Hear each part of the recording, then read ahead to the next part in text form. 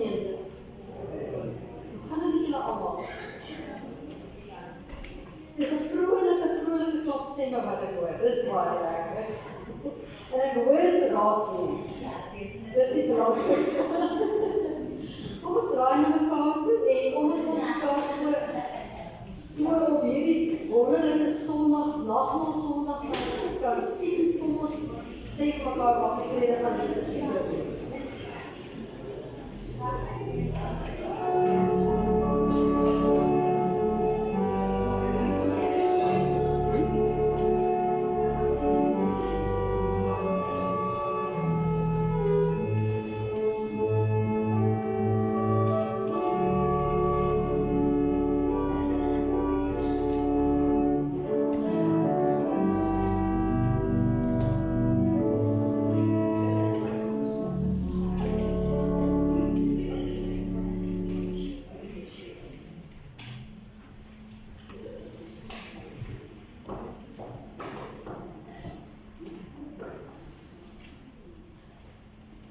Psalm 121, die welbekende Psalm 121 sê, ek kyk op na die berge, waar sal my hulp vandaan kom? My hulp is van die Here wat hemel en aarde gemaak. En dan die belofte wat die psalmdigter aanhaal. Hy sal nie toelaat dat jy voet struikel nie. Jou beskermer sal nie insluimer nie. Kyk, die beskermer van Israel sluimer nie in nie en slaap nie. Die Here is jou beskermer. Die Here is jou skaduwee aan jou regterhand. Bedag sal die son jou nie skaad nie en snags ook nie die maan nie. Die Here sal jou beskerm teen elke onheil. Hy sal jou lewe beskerm. Die Here sal jou uitgaan en jou terugpak op keer beskerm. Van nou af en vir altyd. Ek groet u, liewe broers en susters, in die naam van hierdie Here, wat beloof aan elkeen van ons, dat hy ons sal beskerm, dat hy ons ingaan en ons uitgaan sal beskerm.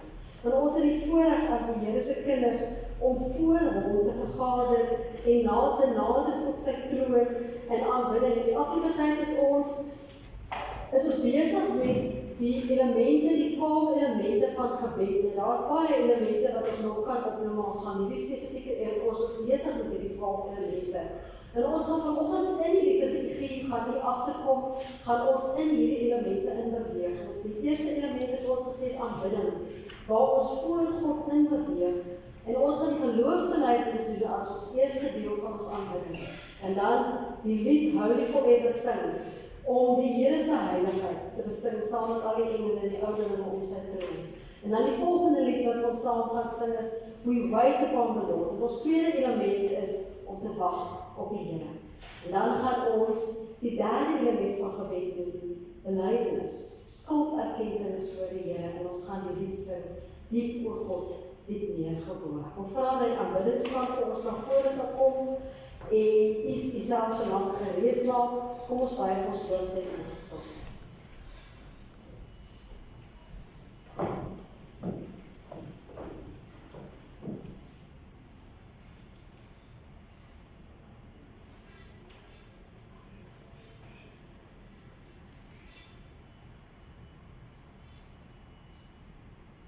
Kom ons staan saam.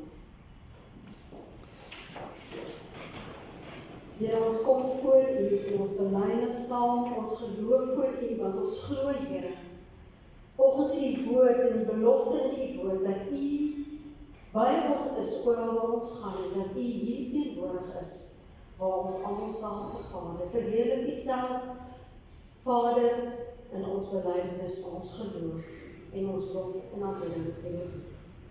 Ek glo in God die Vader, die almagtige, die skepper van die hemel en die aarde, en in Jesus Christus, sy enige gebore Seun, ons Here, wat ontvang is van die Heilige Gees, gebore is uit die Maagd Maria, wat gelei het onder Pontius Pilatus, gekruisig is, gesterf het en begrawe is, en ter helle neergedaal het. wat op die derde dag weer opgestaan het uit die dode, wat opgevaar het na die hemel, en sit aan die regterhand van God, die almagtige Vader, van waar hy sal kom om te oordeel, die wat nog lewe en die wat reeds gesterf het. Ek glo in die Heilige Gees. Ek glo aan 'n heilige algemene Christelike kerk, die gemeenskap van die heiliges, die vergifnis van sondes, die opstanding van die vlees en die ewige lewe. Amen. Holy forever.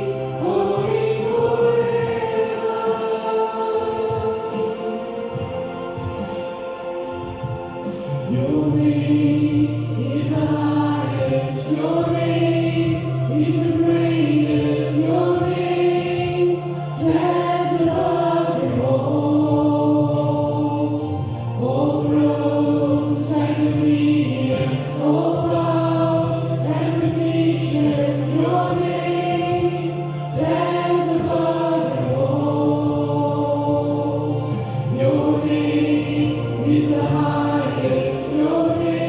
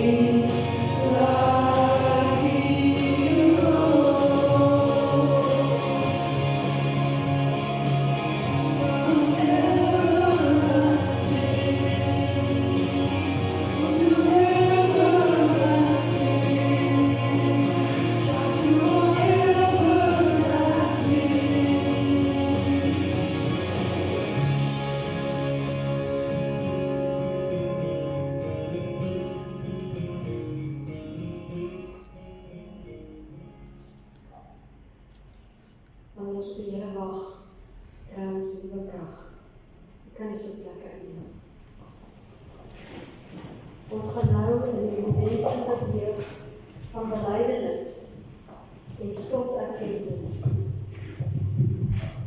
Johannes skryf en dan sê hy, as ons sê, Suster Mara, ons gaan nou die oog op die neergeboos, as ons sê dat ons nie sonde het, mislei ons onsself, en is die waarheid nie in ons nie.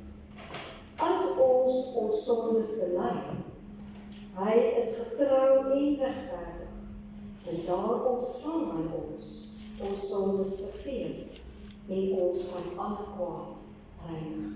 Kom ons buig voor die Here met hierdie lied, die oog op die neergeboos.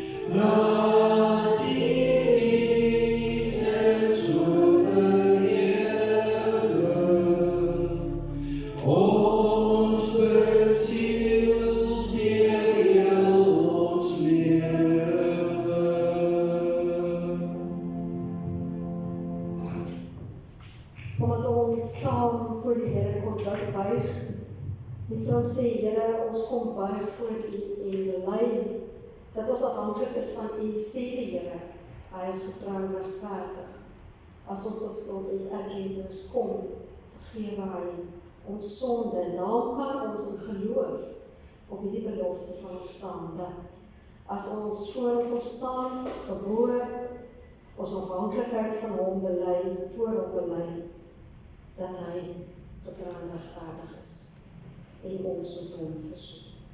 Amen.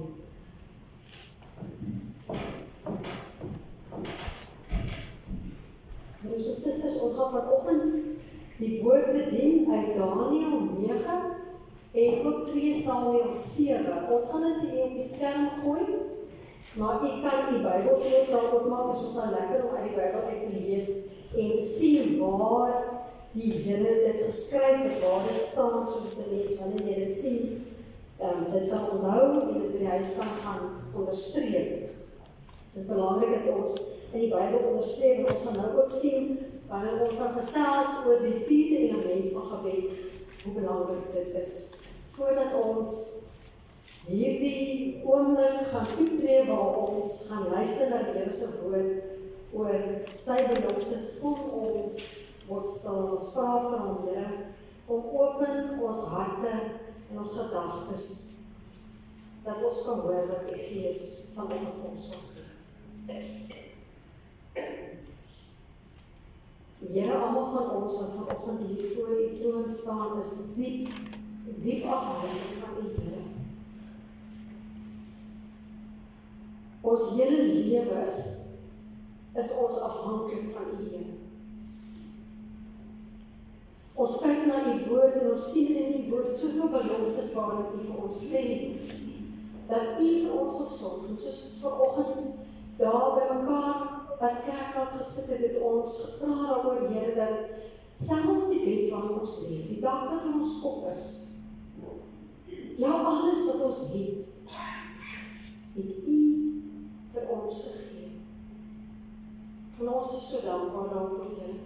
Dankie dat ons vanoggend as U kinders hier in U huis byeen kan wees. Vergader in U naam, Here. Saamgebind deur U bloed, Here Jesus. Ons is U kinders en U roep ons byeen en ons voel die eenheid wat daar is, omdat ons met bande van U liefde aan mekaar vasgebind is. U liggaam. Ons wil as U liggaam vanoggend opkyk na U en vra, Here, wil U ons voed met die hemelse spyse? Ons is honger om U woord te hoor, Vader. Ons is honger om te hoor dat U met ons sal praat, dat U in ons harte in sal spreek, Here. Dat U woord in ons diepste wese sal inval. En daar wortel sal skiet en sal opgroei en ons lewens sal vrug dra. Daarom vra ons wonderlike Here, Hemelse Papa, Abba Vader, kom praat U vanoggend met ons, kom U aan die woord, deur U diensmaagd, spreek U, Here, U diensknegte wil wees. In Jesus naam. Amen. Ons gaan so deur die tekste werk. Ons gaan nie dadelik lees by Daniël en 2 Samuel nie. Ek wil eers 'n paar inleidende opmerkings maak voordat ons nou die tekste gaan lees. Ons het die afgelope tyd nou spesifiek gesels oor die elemente van gebed en ons gaan nog 'n hele paar behandel. En u sien daar aanbid, wag, bely en dan die vierde een, hy's 'n bietjie onduidelik daar sien ek, bid die woord is vandag se element. Nou, as 'n mens in gebed voor die Here is, en ek dink jy almal het ervaar dat nou hierdie die huis van die Here was en hierdie boodskappe van die Here afgehoor het. En jy kom by die Here en jy begin aanbid. Jy wag op hom. Jy raak bewus van sy heerlike teenwoordigheid. Wanneer jy bewus raak van sy heerlike teenwoordigheid, raak 'n mens ook bewus van jouself. Jy raak bewus van jou tekortkominge. Jy raak bewus van jou ongehoorsaamheid. Jy raak bewus daarvan dat God groot en heilig is en dat jy as mens hom nodig het en jy bely teenoor hom, jy kom tot skuld erkenning. En wanneer ons hierdie gedoen het en ons het voor die Here onsself oopgemaak en onsself oopgestel op te hoor. In Matteus 6 lees ons vers 10. Laat U wil geskied, soos in die hemel, net so ook op die aarde. So wanneer ons by hierdie deel van die gebed kom van die Onse Vader, laat U wil geskied soos in die hemel, net so ook op die aarde. Beteken dit dat ons vir die Here vra, Here, dit wat U in die hemel gesê het, dit wat U besluit het, dit wil ons vra dat dit vir ons sal waarmaak hier op aarde. En as ons hierdie woorde vir die Here sê, dan beteken dit, as ons mooi daaroor dink, want dis wat God besluit in die hemel. Dis nie wat ons hier op die aarde sien en wat die aarde besluit en wat mense besluit en wat God besluit. Dan beteken dit die hele woord van die Here wat na ons toe kom, sy beloftes. En dit is vir ons so belangrik om te verstaan. Hosea sê, en dit is interessant, Hosea skryf, Hosea 14, dan sê hy vers 3, en daai gesprek met die volk het Hosea as profeet opgetree en hy het vir hulle gesê, kom met julle woorde na die Here toe. Maar dit was woorde van skuldbelydenis wat hy daar gepraat het van. Maar as 'n mens na die Here toe kom, soos wat Hosea sê, watter woorde is beter om voor die Here te bring as sy eie woorde? As om die woorde wat God self uit in sy woord vir ons sê, om dit voor sy troon te bring. Watter woorde kan beter wees as ons eie woorde? Ons eie sinne wat ons uitmaak. Sy woorde. En daarom is hierdie tema vir ons verskriklik van belang. Bid die woord. So die Bybel, die hele Bybel bestaan uit wonderlike beloftes van die Here. En die Here, omdat hy die beloftes gee, moet nie onthou, Numeri 23 sê dit, God is nie 'n mens wat kan jok en van plan verander nie.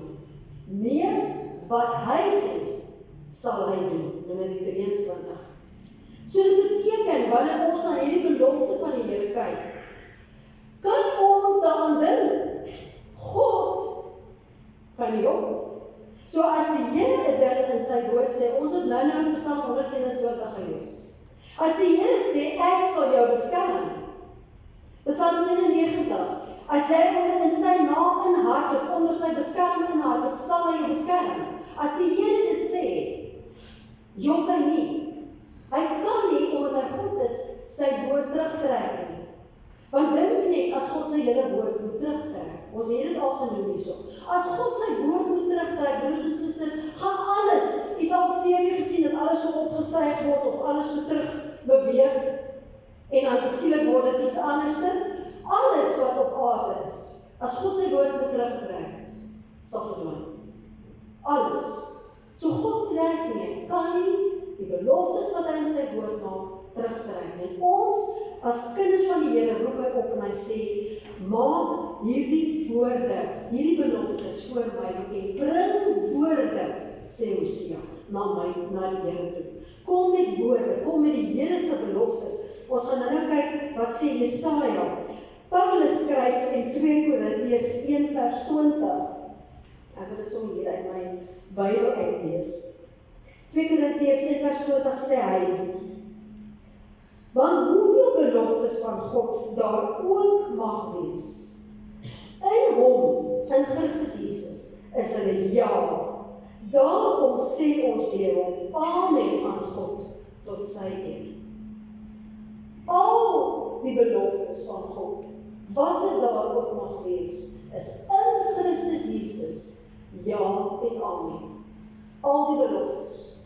Ons kan op elke belofte van die Here staan. Hier 'n blaadjie ontvang, wat tot hier vir u uitgedeel het. Kan ek vra dat, nee, die verhouding kan op julle, ek is reg. So met daai blaadjie, ek spesiaal vir julle 'n klomp tekste, maar daar's nog baie meer. Asseblief, dis nie die enigste tekste nie. Ek het daai tekste vir u daar uiteengesit, sodat wanneer jy by die huis kom, hierdie woord wat vandag na toe kom, jy kan gaan toepas in u gebede.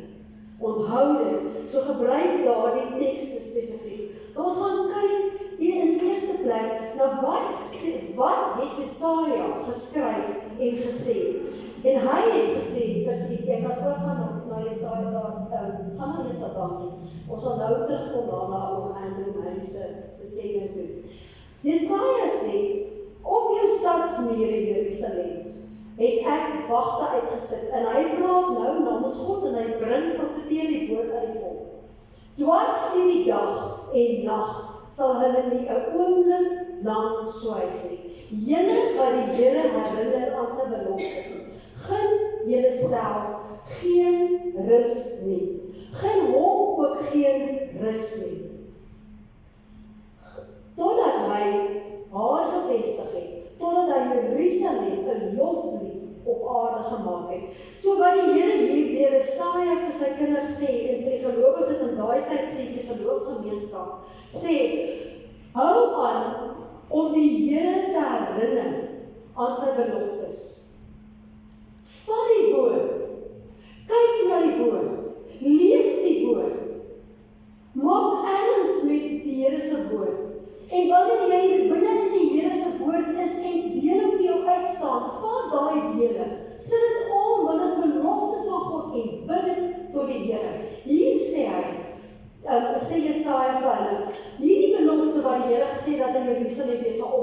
hou aan om dit voor die Here te bring. En hy is interessant wat Jesaja skryf, hy sê, moet julle self geen rus gee.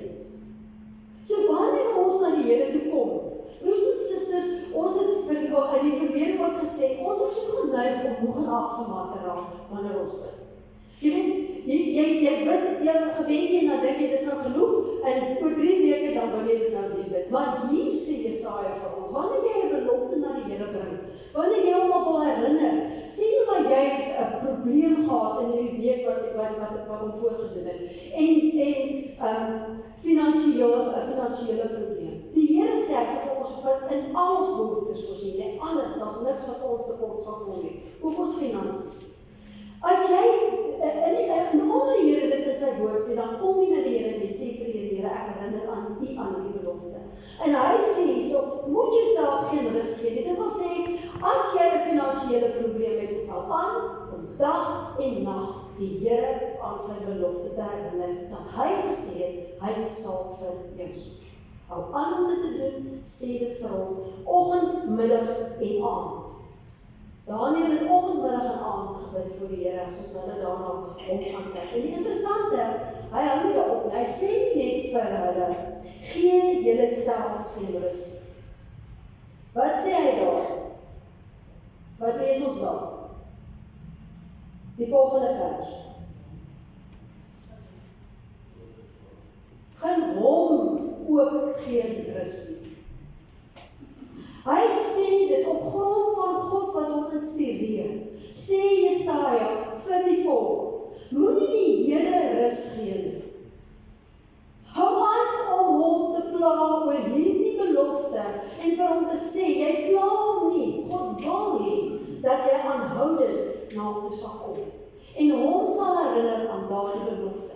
Moenie die Here rus gee nie. Moet jouself nie rus gee nie, maar moet hom ook nie rus gee nie, totdat hy jou gebed verhoor. Nou wil ek hê ons moet gaan kyk na Dawid en na Daniël. Beide van hulle gee vir ons 'n voorbeeld as gelowiges wat gestaan het op die Here se woord. Kom ons blaai heel eers daarna Dawid se storie in 2 Samuel.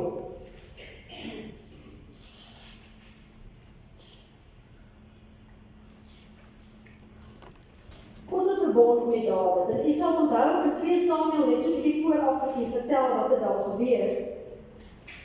Dawid het vir die Here gesê, hy het vir 'n lang tyd gebid en vir die Here gesê, Here, ek wil baie graag vir U 'n huis bou. God wil 'n tempel bou. Dit was die begeerte wat in sy hart was. Maar die Here het iets anders in gedagte gehad. Hy het geweet Dawid vra dit vir hom, Here, ek wil vir U 'n tempel bou. Ek wil vir U 'n blyplek bou. Dit is interessant, in hierdie verse, jy kan dit gaan lees by die huis, sê die Here van, kan julle vir my 'n woonplek bou? Die aarde is die plek waar my voete op staan. Kan julle vir my 'n woonplek bou? So daar is nergens 'n plek waar God in vasgevang kan word, en dit weet ons. Maar, dit was Dawid se begeerte, daar 'n huis sal wees, soos hierdie huis wat ons het, hierdie plek, waarin ons byeen kan kom om die Here te aanbid. Sy begeerte was. Maar die Here sê vir hom, Dawid, ek het iets anders in gedagte. In vers 11, die B-gedeelte. Die Here maak aan jou bekend. En Nathan het dit hier kom sê vir Dawid,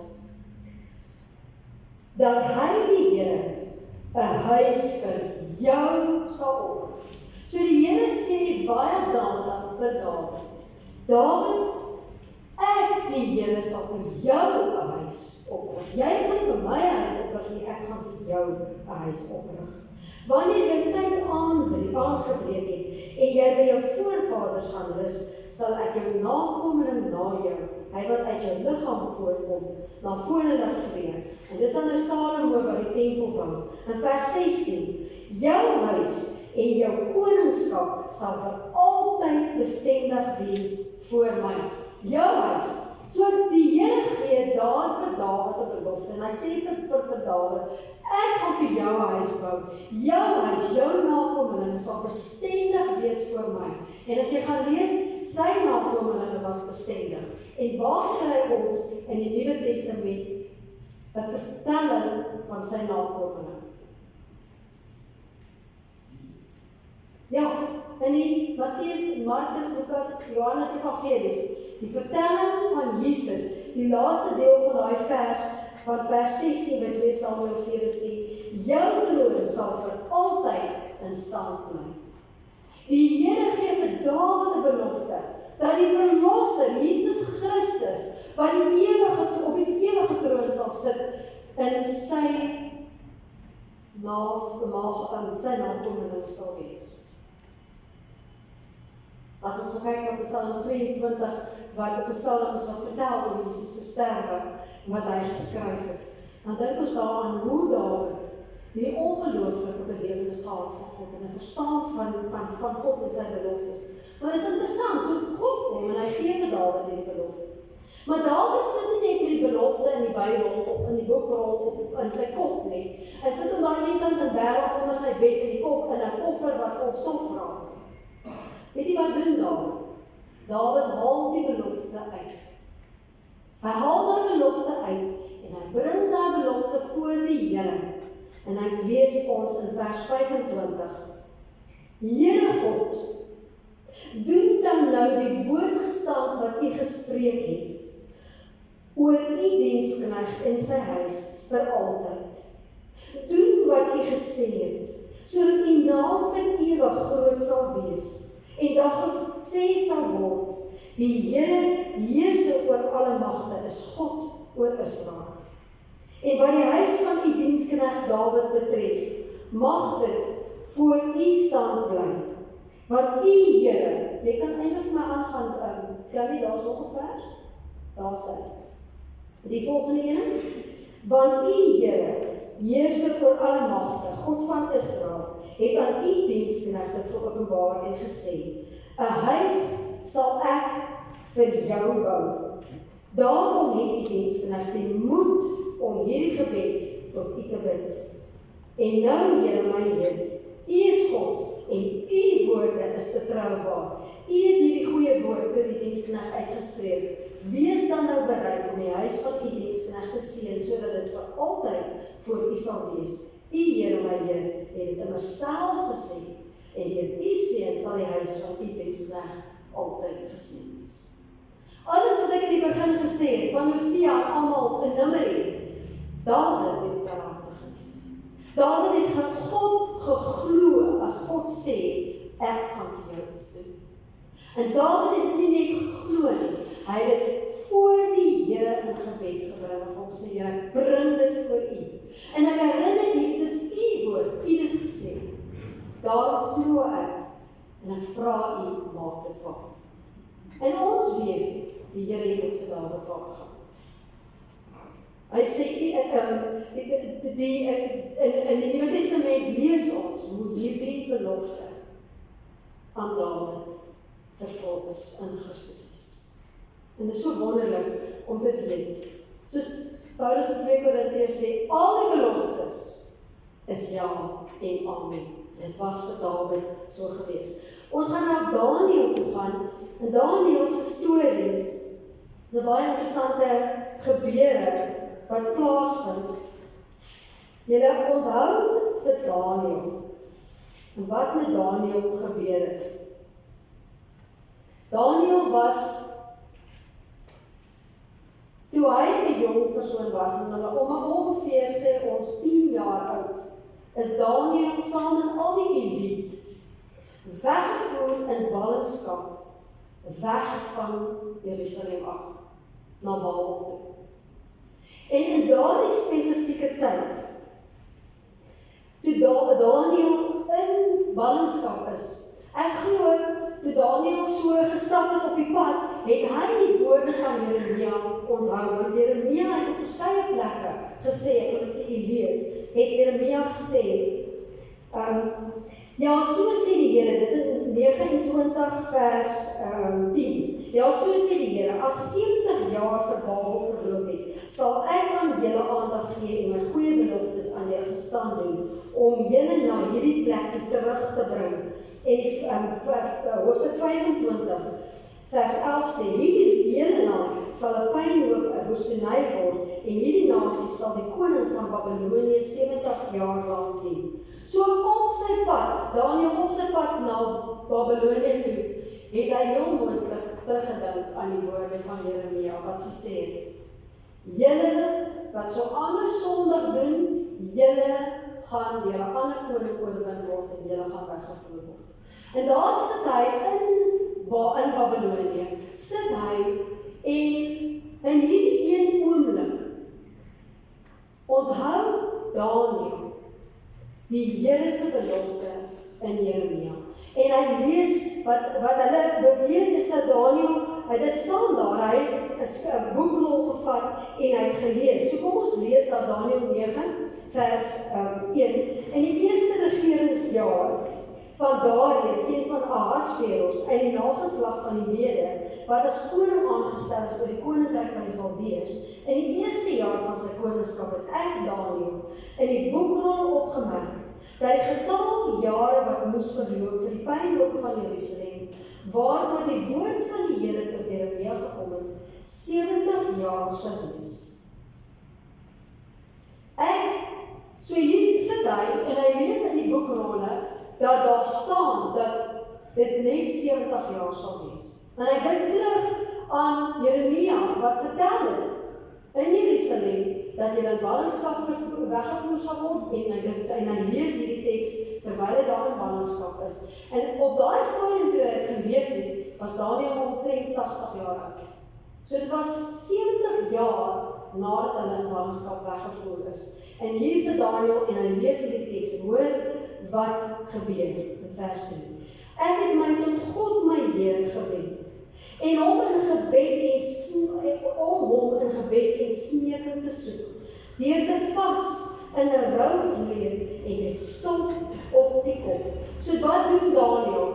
Die oomblik toe hy hierdie belofte lees, dat die Here sê net 70 jaar, gaan Daniël op sy knieë, en hy staan voor God in gebed en smeking, en hy herinner die Here, sy God, die Here ons God, aan die belofte wat die Here deur die profeet aan hom gegee.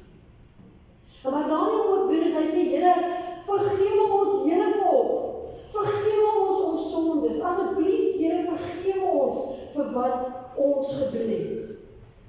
In vers 19 lees ons, my Heer, hoor tog my Heer, vergewe tog, my Heer, gee tog aandag en tree op. Here, moenie talm nie om u eie ontwil, my God, want u naam is uitgeroep oor u stad en u volk. Hy herinner die Here en hy sê vir hom, Here, asseblief, vergewe ons en moenie talm nie, Here. Moenie talm nie. Ek herinner u aan hierdie belofte. Kom, Here, asseblief, kom antwoord my gebed. Vers 20 skryf Daniël, terwyl ek nog besig was om te praat en te bid, om my sonde en die sonde van my volk te bely en om ons my smeekgebed vir die heilige, vir God voor die Here te lê. Ja, terwyl ek nog praat in gebed teen tyd van die aandoffer, het die man, die engel Gabriël, wat ek heeltemal uitgeput in die visioen aan die begin gesien het, my aangeraak. Hy het verduidelik met my gepraat en gesê, Daniël, ek het nou uitgegaan om jou tot insig te bring. Aan die begin van jou smeekgebed het daar 'n woord uitgegaan. Aan die begin van jou smeekgebed het daar 'n woord uitgegaan. En ek het self gekom om dit te verklaar, want jy is baie geliefd. En dan vertel Gabriël vir hom dat dit aan die einde is van hierdie 70 jaar en dat God hulle sal herstel. En die interessante is, toe Daniël in gehoorsaamheid voor die Here gaan en hy sien hierdie belofte, vat hy die belofte en hy sê vir die Here en hy sê smeek hom. Hy vra hom vergifnis vir die sonde en hy sê, Here, ek herinner u aan hierdie belofte. Raslyn, ek dink aan wat jy nou die dag vir my gesê daar in die Bybelstudiegroep, jy sal onthou, ons moet die Here herinner aan sy beloftes oor sy studies. Ek wil dit vir u sê, moenie ophou om die Here te herinner oor sy beloftes van St. Stephen's nie. Die Here het aan hierdie gemeente hoeveel jaar terug 'n belofte gemaak. Geen mens kan daai belofte teenstreep. Net God alleen kan daaroor besluit neem en ons glo en vertrou dat hy hierdie gemeente sal oprig en sal doen wat hy in hierdie gemeente in gedagte het. Dat St. Stephen's 'n lig sal wees soos wat hy nog altyd was en meer sal skyn. Dat St. Stephen's, nie net St. Stephen's, dat hy nie net uit lewe in St. Stephen's sal kom of hier in die omgewing waar hierdie gebou is nie, maar dat daar 'n herlewing sal kom in die hele Kaapse metropool. Broers en susters, ons glo die Here dat hy hierdie gemeente sal oprig om te begin doen wat hy wil doen. So Daniël herinner die Here en dadelik antwoord die Here vir Daniël. Hy sê, in die begin van jou smeekgebed het 'n woord uitgegaan. Sê daar Gabriël vir Daniël.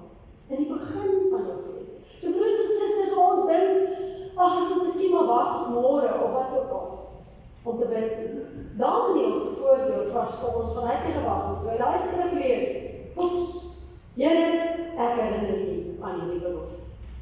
En toe hy dit doen in oortuiging en vas en gebed, toe gebeur wat die Here beplan het allang en beloof het vir hulle. So dit is belangrik dat ons as die Here se kinders soos Daniël sal opstaan en sal bid. En ek wil vir die storie vertel van baie bekende gelowige, miskien nie vir almal bekend nie, maar hy is onder veral mense wat baie praat oor gebed, Answers to Prayer het geskryf, George Muller.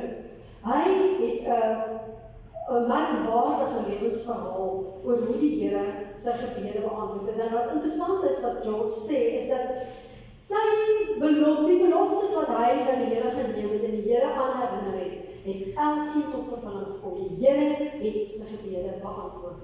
So vir ons nie net 'n man wat hoeveel duisend jaar terug geleef het nie, 'n man van ons tyd, in die 1800s het hy geleef. Maar ons weet daar's vandag nog broers en susters, almal hier is getuienis van God se beloftes wat waar word in ons lewens.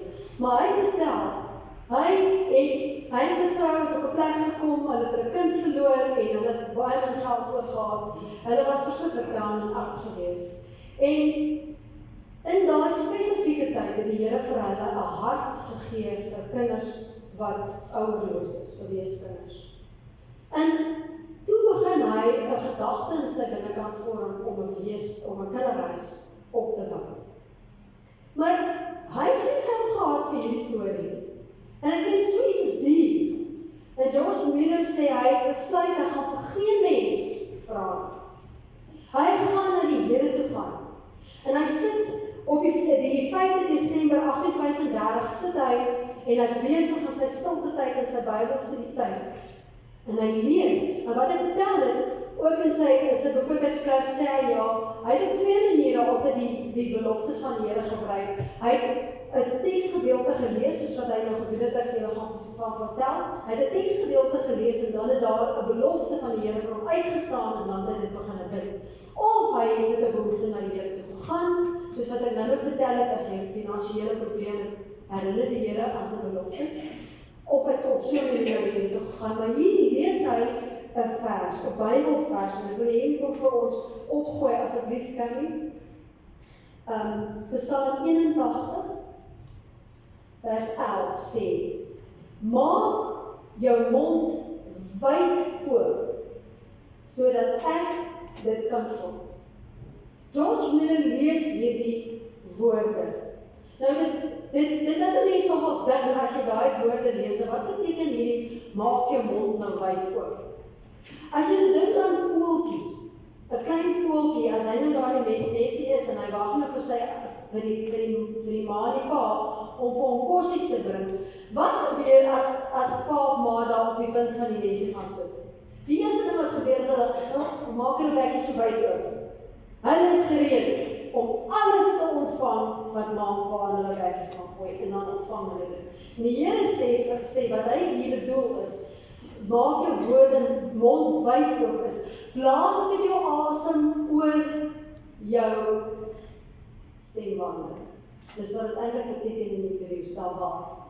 Maak jou mond wyd oop.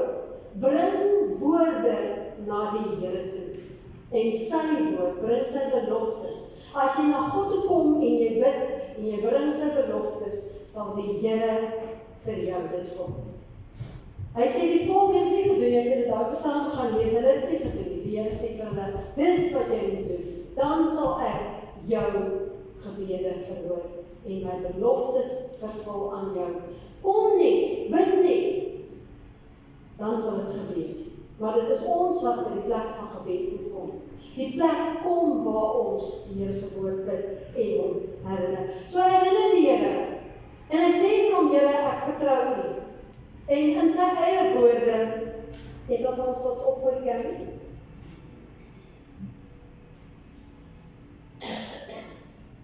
Ek gaan ons nog hier lees. Ek het 'n paar oomblikke oor hierdie woorde nagedink en is daarna gelei om dit toe te pas op die geval van die weeshuis. Dit het my opgeval dat ek nog nooit vir die Here enige iets gevra het daarvoor nie, behalwe om sy wil te ken, met respek vir wat hy wil doen of nie. Ek val toe op my knieë en maak my mond wyd oop en vra hom sommer vir baie. Ek het my onderwerp aan sy wil, sonder om dit 'n tydsbeperking te gee vir wanneer hy my gebed moet beantwoord. Ek het gebid dat hy vir my 'n huis sal gee, of 'n lening, of iemand daartoe sal lei om hier te betaal, of dat 'n huis permanent vir hierdie doel gegee sal word. Verder het ek hom gevra vir 1000 pond en ook vir geskikte individue om na die kinders om te sien. Hy het hom gevra vir meubels en klere vir die kinders. Die 10de Desember kom 2 mense na hom toe. En hulle bied hulle self aan om in die kinderhuis te werk. En hulle gee al hulle meubels vir die doel. Die 13de Desember nog 2 persone. En hulle gee al hulle besittings vir die doel. En op daai selfde dag het iemand gekom en gesê, ek gee 10 pond 'n maand. Die 17de Desember het mense begin klere skenk en iemand het gesê, ek kom met my tot 100 pond. Teen die 15de Junie 1837 is die finale 5 pond gegee om die bedrag van 1000 pond vol te maak. Hy het nie een woord vir enigiemand gevra, net vrede. En die Here het sy gebede beantwoord, het sy beloftes vervul. Daai maak jou mond wyd oop, vra soveel as wat jy kan, het hy gevra. En hy en sy vrou het vir 10.000 weeskinders in hulle plek gesorg. Broers en susters, is 'n ongelooflike en merkwaardige storie van hoe God reageer as ons reageer. Wanneer ek en jy hom glo, sy woord glo, sy beloftes na hom toe neem, en sonder ophou totdat hy ons antwoord. Ek wil hier regtig, ek wil ons almal aanmoedig, myself, dat ons sal aanhou om die Here vir ons hele lewe te herinner aan sy beloftes. Vanoggend het ons die voorreg, broers en susters, om weer eens as kinders van die Here saam nagmaal te vier. En ons vier die nagmaal, en die nagmaal is vir ons 'n belofte. Die volledigheid van die nagmaal is vir ons 'n belofte. 'n belofte van deel wees aan Christus Jesus. Ek het deel aan sy liggaam, ek het deel aan sy bloed, ek het deel aan sy opstanding uit die dood. Ek het deel aan 'n gemeenskap van gelowiges. Ek het deel aan al die beloftes wat die Here vir ons gee. Ek het deel aan die ewige lewe. Dis wat die nagmaal vir ons vertel. Daai beloftes wat die Here vir ons gee. En ek wil vra, dat u in stil gebed voor die Here sal sit en jouself gereed sal maak om by die tafel plaas te neem, en ek wil vra dat die kerkraad vir ons die jaarliks die tafel sal voorberei asseblief.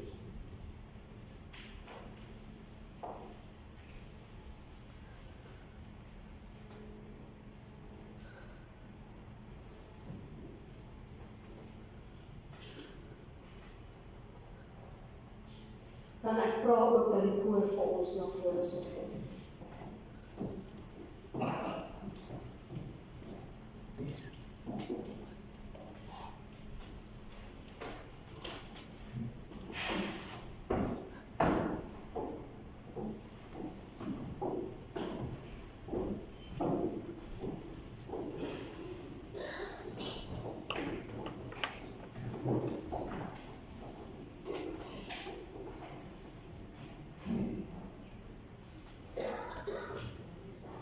Dan wil ek graag nooi om saam met my aan die tafel te kom sit.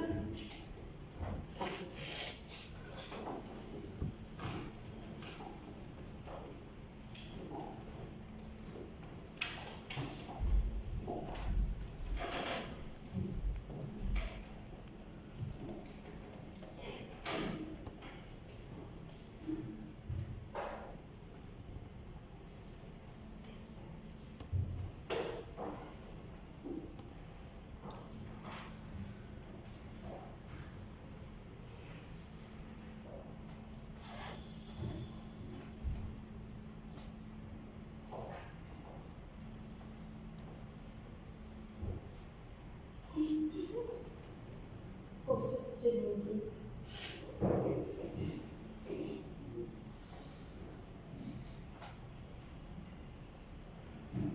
Voordat ons die koor gaan vir ons in gebed voorgaan, nadat ek vir ons Jesaja 53 gelees het. As ons luister na Jesaja 53, dan vertel dit vir ons, en dit is 'n lang teks, maar dit vertel vir ons van ons Here Jesus. Dit gee vir ons geleentheid om te dink oor wat hy vir ons kon doen.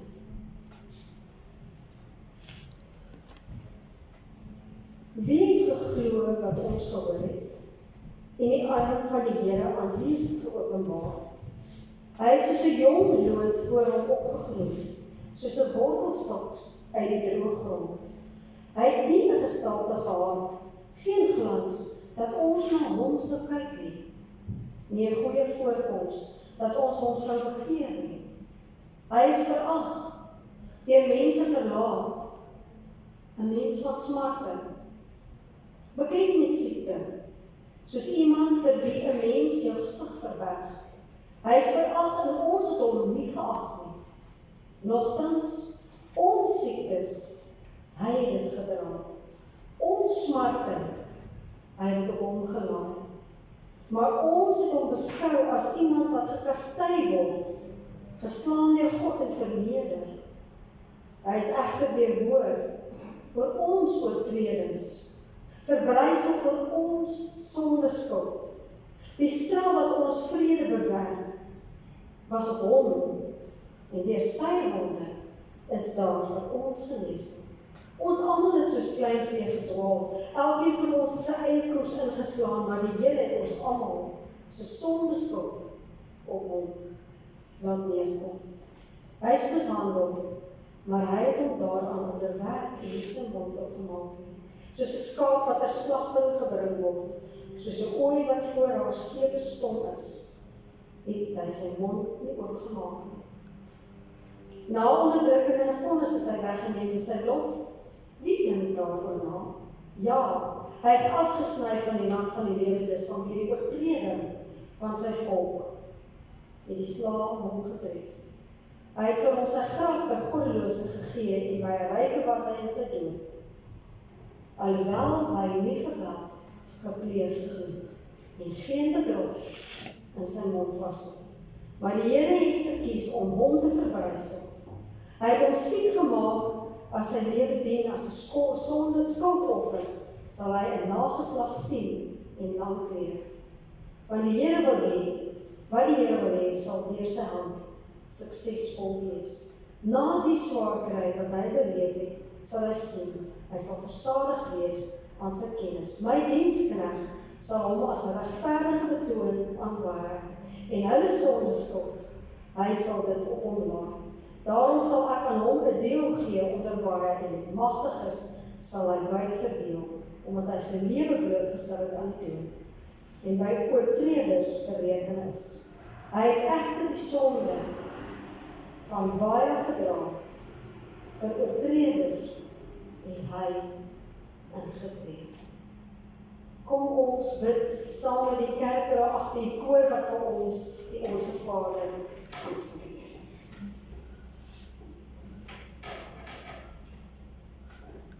Amen.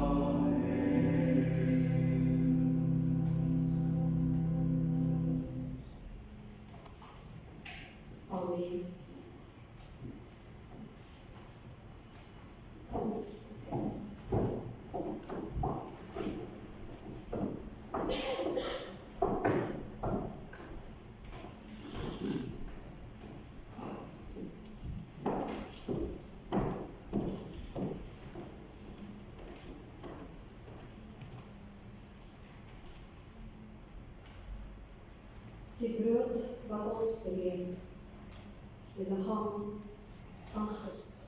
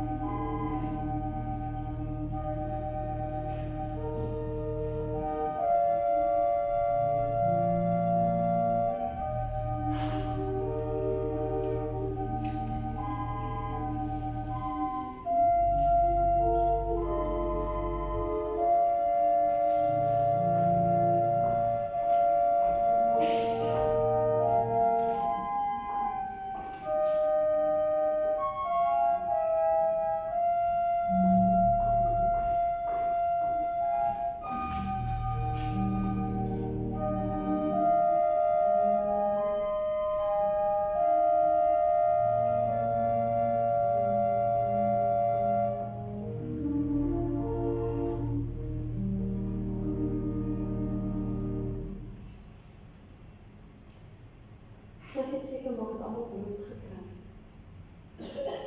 Neem die brood, eet dit en dink daaraan glo dat Christus Jesus sy liggaam vir ons gekruisig is, vir ons gebreek is, vir ons versoen vir ons sondes.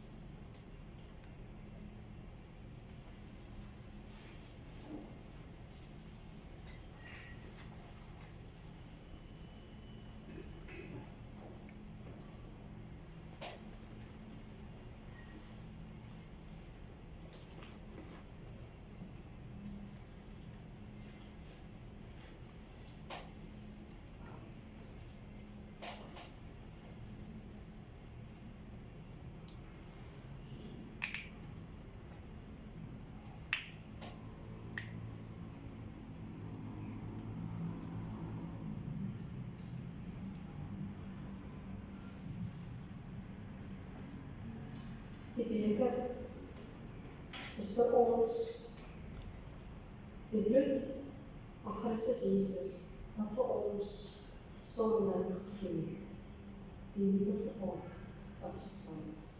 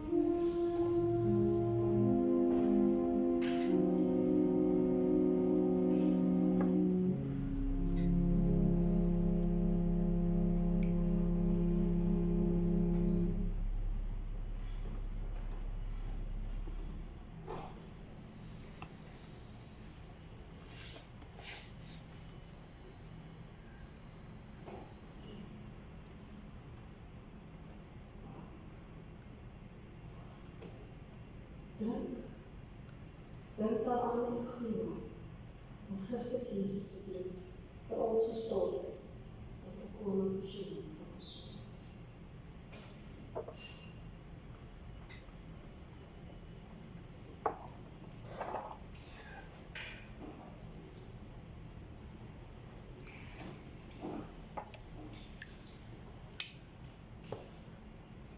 Dit was 'n geloofsgemeenskap, die liggaam. Wil ons, soos die liedjie sê, kom dan na ons God, waar ons vanoggend 'n dank en 'n loflied tot U vir U naam sing. Dankie dat U, Here Jesus, die volmaakte volkome offer vir ons gebring het. Ons eie skuld het U op U geneem, sodat ons sonder skuld voor U kan staan. Dat ons kan deel hê aan U, dat ons deel kan hê aan die ewigheid, dat ons genoem kan wees, kinders van die Allerhoogste God. Wat 'n voorreg het ons, dierbare Here, om U kinders te wees. En dat hierdie tekens wat ons vanoggend gebruik het vir ons weer eens 'n bevestiging is, dat U vir ons is. Dat U net vir ons die beste wil hê, net die goeie vir ons in gedagte het. Dankie Here dat ons met hoop kan uitsien na die ewige lewe, Here. Dankie dat ons hoopvol hier op aarde hierdie wedloop kan bly hardloop, saam met ons broers en susters, wat saam met ons hardloop, Here, dat ons kan weet, ons is nie alleen. Ons broers en susters is saam met ons, en U is by ons. Verheerlik U self, Here, in Jesus se naam. Amen. Broers en susters, dan is dit nou die geleentheid vir ons almal om offergawe te doen.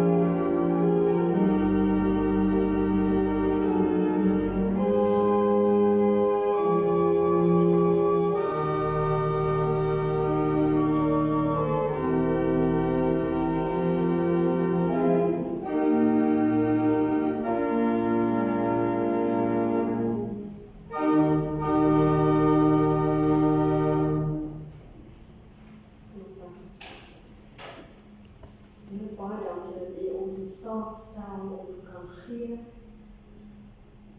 Nie net finansiëel dat ons kan gee, maar dat ons het gewillig en kwaam maak om te gee, sodat gedoen kan word in die bediening, die koninkryk, wat u wil hê moet gebeur. Ons eer en loof u daarvoor in Jesus naam. Amen. Dit 'n paar afkondigings voordat ons met die blessing as slotlied gaan afsluit. Die Bybelstudies, die almal weet van die Bybelstudies wat in die week plaasvind, ek wil nie regtig mooi om deel te neem. Weet jy, ons plan het op 'n Dinsdag om 11:00 Bybelstudie, elke tweede Dinsdag, so hierdie Dinsdag is al Bybelstudie by Suster Yvonne se huis. Op 'n Maandag is Zoom Bybelstudie, so dit is of enige iemand kan ons skakel op 'n Maandag om 11:00. Diegene wat werk ook, as jy jou etenstyd wil rondskryf of wil afgee. Woensdag 7:00 koor, jy oefen dan. Julle hoef weer opkom. En dan die fondsinsamelingsprojek vir die laaste ene vir die jaar is ons Potjiekos kompetisie. Nou die inskrywings hoor ek by broer Graham en broer Jermaine is R100 per persoon vir die inskrywing om deel te neem aan die kompetisie. Maar wat kos die etekaart? Want dit gaan kos nie. Okay, R100. Ek kom.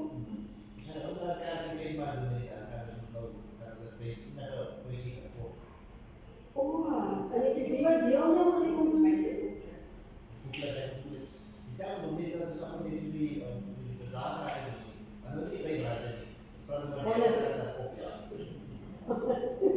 Okay, hy is 'n Jood, so hy sal die, dis mos wat die spreekwoord sê. Goed, julle moet met Graham of met broer Jermaine gesels, hulle is in die weer van die Potjiekos, dit is die 6de Desember, nie die dag voor die Kersfees. Nou, ons Kersfees die 7de, die dag daarna, en net gedurende die Potjiekos gaan ons lekker saam kuier hiervoor, dis nie by die kerk, so julle moet dit nou onthou, ek het verlede keer al gesê, dis nie by die kerk, van die vierkant saam kuier.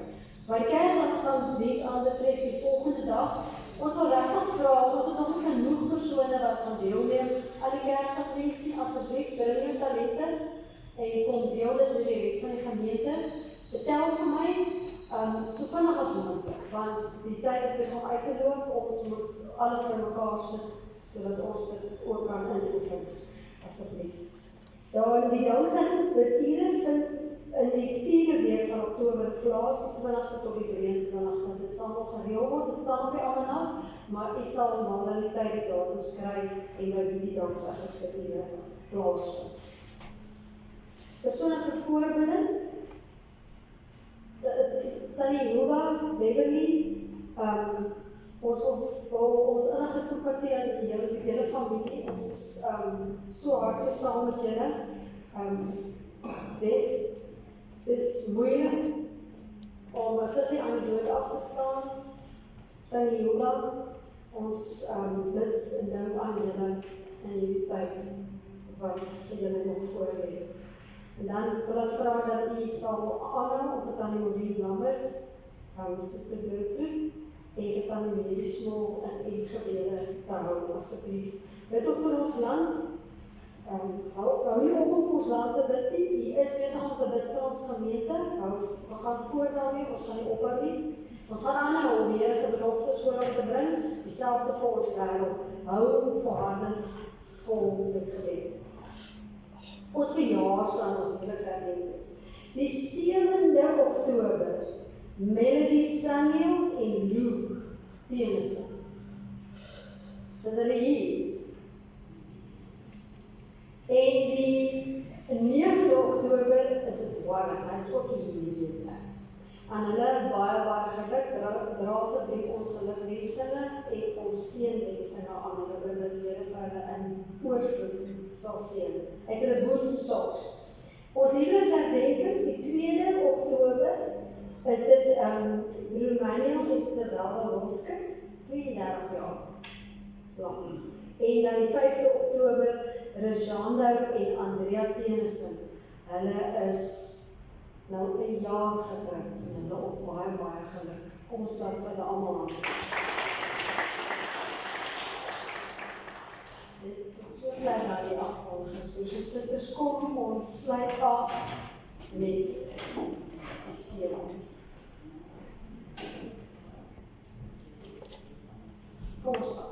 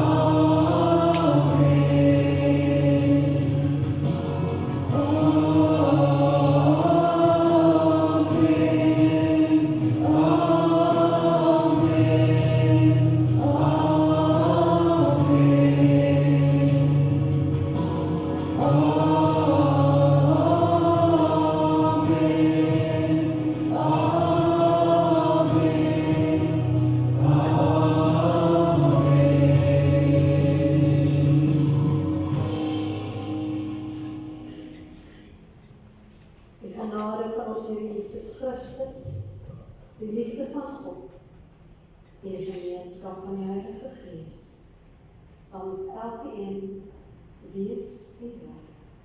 Amen.